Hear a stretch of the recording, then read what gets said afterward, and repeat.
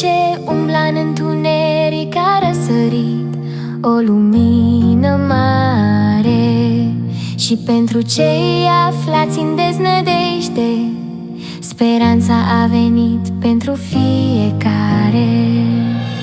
Ce bucurie ai adus, Iisus! Ce bucurie din cerul sfânt!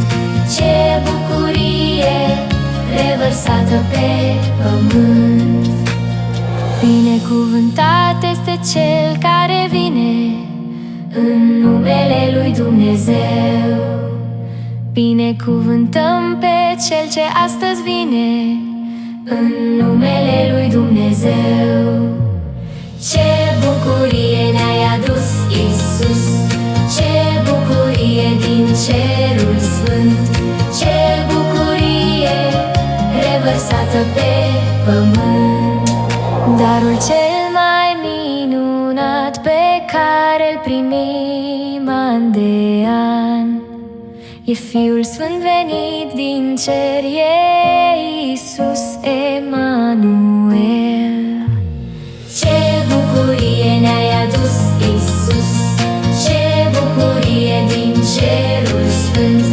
Ce bucurie revărsată pe pământ!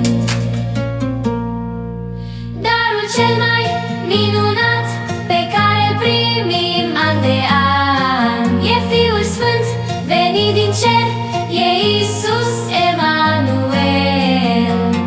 Ce bucurie ne-ai adus, Iisus! Ce bucurie din cerul sfânt!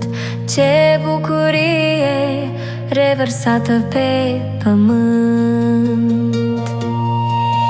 Darul cel mai minunat pe care-l primim an de an e Fiul Sfânt venit din cer, e Iisus Emanuel.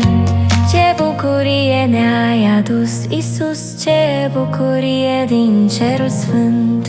Ce bucurie revărsată pe pământ! Niciodată să nu uitați pe Dumnezeu, să-L lăudați pentru darul minunat pe care astăzi ni l-a dat.